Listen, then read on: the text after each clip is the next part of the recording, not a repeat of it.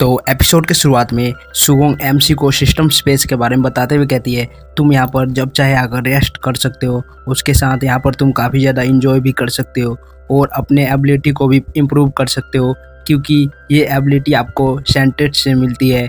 तो अगर आप इनका यूज फिंगर और आर्म से परफॉर्म करना चाहते हैं तो आपको एक्सरसाइज करने की ज़रूरत होगी। एमसी कहता है, ओह तो ऐसा है, इसमें कोई आश्चर्य की बात नहीं है। होंगशू की एबिलिटी लेने के बाद भी मेरे लिए उस वाइट हेयर वुमेन को हराना बहुत मुश्किल है। होंगशू कहती है, जब तुम सिस्टम के टास्क को कंप्लीट करते हो तो तुम्हें एक लॉटरी ड्रॉ करने का चांस मिलेगा, जिससे हाईएस्ट चांस है कि उसमें आपको सेंटेंस से रिलेटेड कोई इंक्लूडेड आइटम मिल जाए। एमसी उस लॉटरी मशीन को देख के कहते हैं, ओह तो ये एक कार्ड ड्रॉइंग गेम है, मैं समझ गया, क्या मैं इस लॉटरी को ड्रॉ कर सकता हूँ? होंगशू कहती है, होस्ट आपके पास अभी 5 चांस है ड्रॉ करने का। अगर आप सिंगल ड्रॉ करते हैं तो बहुत कम चांस है कोई रेयर आइटम निकलने का, और अगर आप 5 स्पिन एक साथ करते हैं तो कोई रेयर ट्रेजर निकल सकता है। तो होस्ट आप कौन सा स्पिन करना चाहेंगे? एमसी कहता है, ऑफ कोर्स मैं एक बार में एक ही करूँगा, क्या पता सिंगल ड्रॉ में कोई मिरेकल हो जाए। और वो उसमें स्पिन कर देता है और उसमें से एक ब्लू एंड वाइट कलर की बॉल निकलती है। होंगशू कहती है, ये ऑर्डिनरी बॉल है।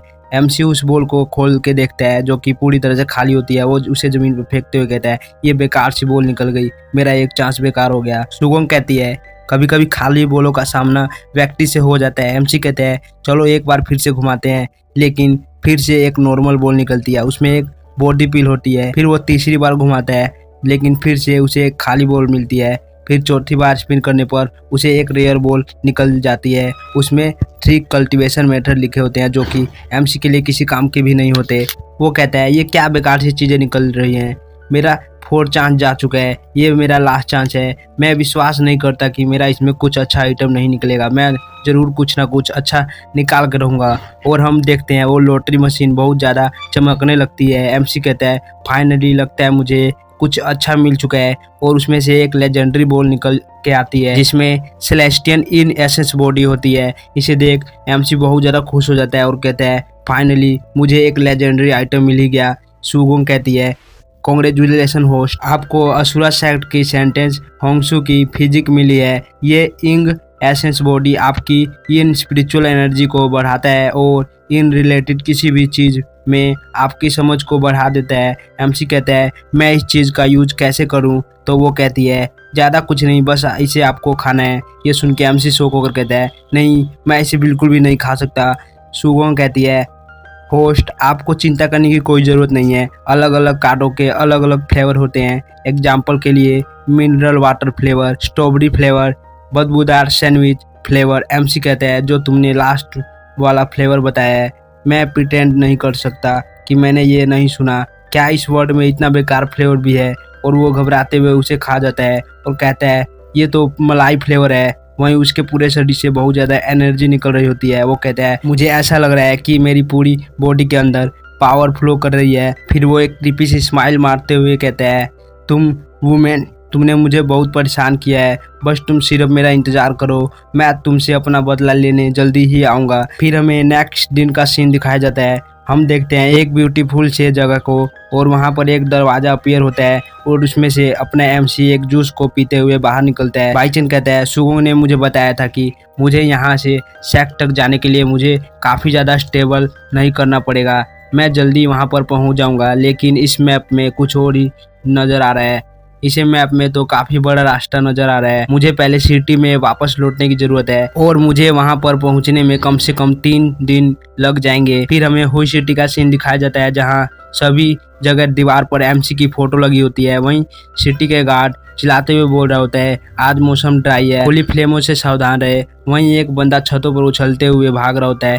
तभी हम देखते हैं एमसी को, वो भी एक छत पर खड़ा होता है। वो मन में कहता है, फाइनली तुम आ गए, मैं तुम्हारा ही इंतजार कर रहा था। फिर एमसी बताता है, जब मैं इन 3 दिनों तक इस सिटी में नहीं था तो किसी बास्टर ने मुझ पर फ्लावर चुराने का इल्जाम लगा दिया, जिससे मेरी फोटो पूरी सिटी में लग गई है। तो वो बास्टर तुम ही थे। और एमसी उस बंदे के सामने आ जाता है। वो बंदा कहता है, कौन हो तुम? एमसी कहता है, मैं तुम्हारा अंकल हूँ। और फिर वो अपने इन स्पिरिट फिंगर टेक्निक का यूज करके उस बंदे के पर अटैक कर देता है। वो अटैक इतना पावरफुल होता है कि वो बंदा इसे डॉज भी नहीं कर पाता और उसका हाथ इंजर्ड हो जाता है। वो बंदा कहता है ये कैसे पॉसिबल हो सकता है कि कोई मुझे इंजर्ड कर दे, और वो अपने किसी टेक्निक का यूज करके शैडो बन के वहाँ से उड़कर भाग जाता है, जिसके बाद एमसी सिस्टम को ओपन कर लेता है और सुगम को आवाज देने लगता है और वो सिस्टम के स्क्रीन पर आ जाती है। एमसी कहता है क्या तुमने नहीं कहा था कि ये वर्ल्ड एक नॉर्मल मास्टर आर्ट वर्ल्ड है और यहाँ पर कोई भी गोस्ट और मॉन्स्टर नहीं है। सुगम कहती है हाँ मैंने ये कहा था। एमसी कहता है तो ये बंदा डार्क एनर्जी के साथ कैसे उड़ सकता है। वो कहती है इसका पता तो आपको खुद से लगाना होगा। और तभी सिस्टम में भी मिशन आता है। होस्ट आपको मैसू आइलैंड में गोस्ट के अपीयर होने का पीछे का रीजन को पता लगाना है और इस मिशन को पूरा करने पर सिस्टम आपको 10 लॉटरी ड्रॉ करने का रिवॉर्ड देगा। एमसी खुश होकर कहता है मुझे यहाँ पर रिवॉर्ड मिल रहा है तो मैं जरूर गोस्ट के अपीयर होने का रीजन को पता लगाऊंगा। उसके बाद सीन शिफ्ट होता है, हमें दूसरी जगह का सीन दिखाया जाता है जहाँ पर वो वाइट हेयर लड़की होती है। हमें इसका नाम बताया जाता है, इसका नाम निशाव क्वीन है और उसके साथ वो बंदा भी होता है जो कि एमसी से बचकर भागा होता है, उसका नाम झांगसेन है। वो लोग एक रेस्टोरेंट में आ जाते हैं जहाँ अपना एमसी भी होता है। वो उन्हें देखकर मन में कहता है तो ये है वो फीमेल ऑफिसर। इसमें कितनी आश्चर्य की बात है, असली फूल चोर येमेन का ऑफिसर निकला। ठीक है, आज रात मैं तुम्हारा गोस्टली बैकग्राउंड की डिटेल निकालूंगा। फिर हमें थोड़ी देर बाद का सीन दिखाया जाता है जहां वो बंदा भूतिया फिगर बन के घर से बाहर निकलता है। फिर वो इधर उधर देख के कहता है चलो ये बहुत अच्छा है, इधर कोई भी नहीं है, और वो वहाँ से बहुत तेजी से उड़कर निकल जाता है। वहीं एमसी एक दीवार के पीछे छुपकर देख रहा होता है। फिर वो एक स्माइल देता है और कहता है आज मैं तुम्हारे इस रूप का पता लगा ही लूंगा। फिर हमें किसी और जगह का सीन दिखाया जाता है जहां वो बंदा एक घर के सामने जाकर कहता है आधी रात हो चुकी है, कोई भी बात नहीं कर रहा। ये उनका सीक्रेट कोड होता है। अंदर से आवाज आती है तुम अंदर आ जाओ। फिर वो बंदा अंदर जाता है जहाँ पहले से 3-4 बंदे बैठे होते हैं। उनका लीडर कहता है मैंने तुमसे पहले ही कहा है जब तक कोई इंपॉर्टेंट काम ना हो तुम मुझे ढूंढने मत आया करो। झांगसेन कहता है लास्ट नाइट मेरा इनकाउंटर किसी बंदे से हो गया था और उसने मुझे इंजर्ड कर दिया। तभी एक दूसरा बंदा कहता है ये कैसे हो सकता है। वो कहता है ये सच है। फिर झांगसेन अपना सर उतार कर दिखाता है जहाँ उसके कंधे पर एक होल हो गया होता है। वो बंदा कहता है क्या ये सच है, कौन था वो पर्सन। झांगसेन कहता है मैं उसके बारे में बिल्कुल भी नहीं जानता। तभी एक बंदा कहता है प्रिंस अब हमें आगे क्या करना चाहिए। दूसरा वाला कहता है क्या हम अपने प्लान को कंटिन्यू करें। प्रिंस कहता है नहीं, उस डॉग एम्परर पर अटैक करने का प्लान हम 10 दिनों के बाद कंटिन्यू करेंगे, लेकिन हम ऑर्गेनाइजेशन से बंदे को भेजते रहेंगे। वहीं अपना एमसी छत पर बैठकर उनकी सारी बातें सुन रहा होता है। सो गाइस यहीं पे वीडियो खत्म करते हैं, मिलते हैं नेक्स्ट एपिसोड में, तब तक के लिए बाय बाय।